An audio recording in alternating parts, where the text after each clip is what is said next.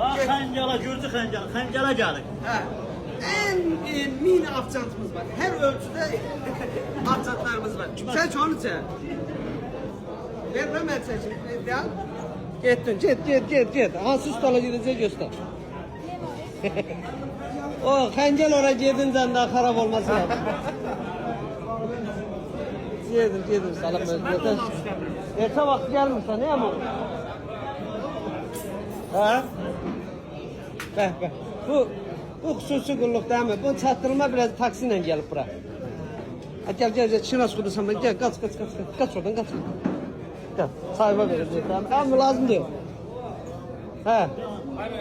Şimdi niye koymaz? Yok dilen yaxşı koydular. Get. Bırakmışam araziye dilencilik varyantlarımız da var. Elə demə də dilənçilik. Öyle değiller. Komentar dile yazdılar hemen. Komentar ya da bırakanlar yanlar. 15 verdi.